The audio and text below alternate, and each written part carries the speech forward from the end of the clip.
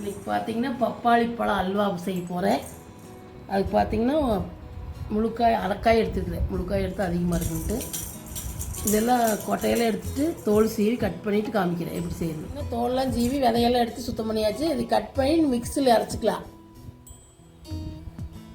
மிக்சியில் அரைச்சிட்டு காமிக்கிறேன் எப்படி செய்கிறது. பார்த்தாங்கன்னா பப்பாளி கட் பண்ணி இப்படி அரைச்சாச்சு.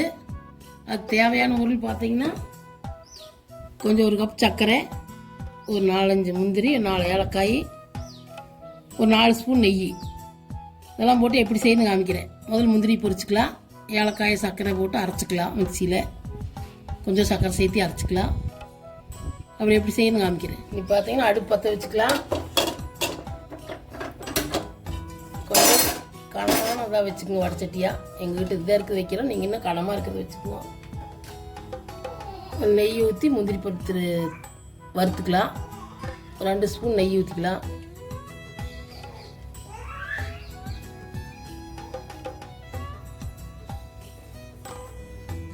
நெய் காஞ்ச வரும் முந்திரி பருப்பு வறுத்து எடுத்துக்கலாம்.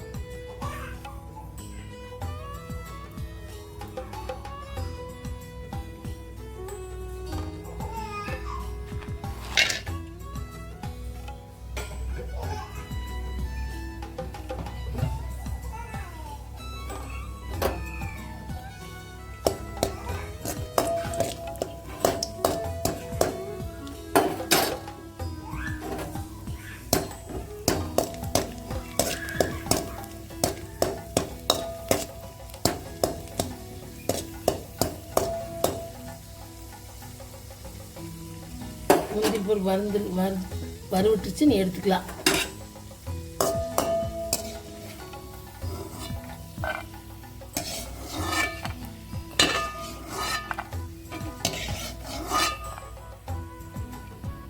அரைச்ச பப்பாளி இது சேர்த்துக்கலாம் பேஸ்ட்டு.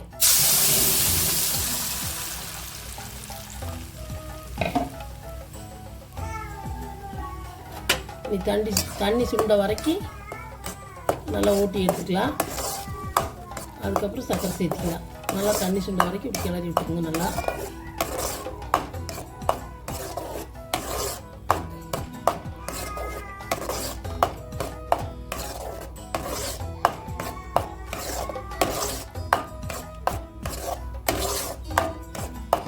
தண்ணி சுண்டிட்டு அவங்க காமிக்கிறேன்.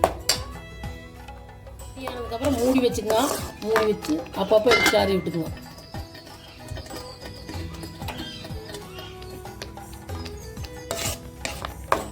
இடையில இப்போ கிளறி விட்டுங்க. எடுத்து நல்லா தண்ணி சுண்டிட்டு அப்புறம் சர்க்கரை சேர்த்துக்கலாம். இந்த அளவுக்கு ஆயிடுச்சு. இது சர்க்கரை சேர்த்துக்கலாம். இந்த அளவுக்கு கொஞ்சம் கெட்டியானதுக்கப்புறம் நீங்கள் எந்த அளவுக்கு உங்கள் பப்பாளி இனிப்பாக இருக்கும் அந்த அளவுக்கு சேர்த்திங்கன்னா நான் கொஞ்சமாக சேர்த்துறேன். ஒரு பப்பாளி இனிப்பாக இருக்குது, ஒன்று சப்பையாக இருக்குது. ஏலக்காய் தூளும் சேர்த்துக்கலாம். அரைச்சி வச்சுக்கலாம் நம்ம சர்க்கரை போட்டு. இன்னைக்கு கொஞ்சம் தண்ணி விட்டு சர்க்கரை போட்டால் நீ கெட்டியாக வரைக்கும் கிளறிக்கலாம்.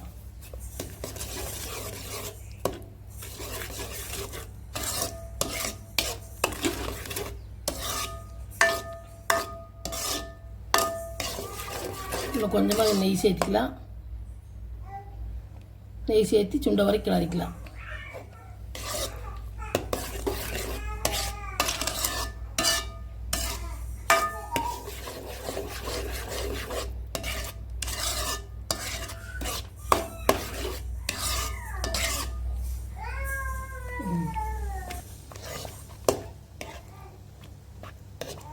இப்படி கொஞ்சம் நேரத்துக்கு எடுத்து கிளறிக்குங்க. மூடி வச்சுங்க. நல்லா இன்னும் கொஞ்சம் கெட்டியான ஆனதுக்கப்புறம் முந்திரி போட்டுக்கலாம்.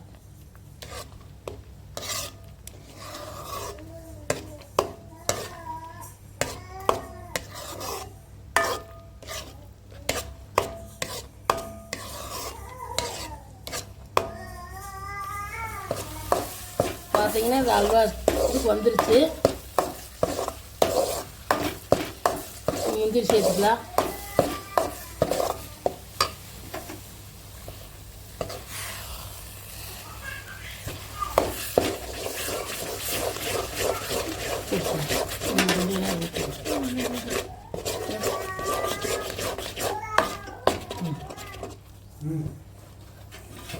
முந்திரி சேர்த்துக்கலாம்.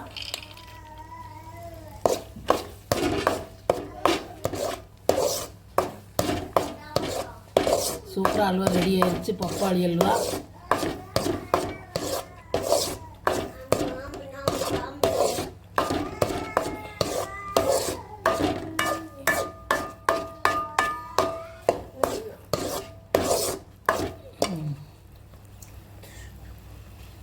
நீ அடுப்பு ஆஃப் பண்ணிடலாம். ரெடி ஆயிடுச்சு. ஆஃப் பண்ணிவிட்டு ஒரு இதுக்கு மாற்றிக்கலாம். நீங்கள் உங்கள் வீட்டில் செஞ்சு பாருங்க. உங்கள் குட்டீஸ்க்கெல்லாம் செஞ்சு கொடுங்க. பப்பாளி சாப்பிடாத குட்டீஸ்க்கெல்லாம் நல்லா சாப்பிடுவாங்க. செஞ்சு பார்த்துட்டு இந்த வீடியோ பிடிச்சிருந்தா லைக் பண்ணுங்கள், ஷேர் பண்ணுங்கள், சப்ஸ்கிரைப் பண்ணுங்கள்.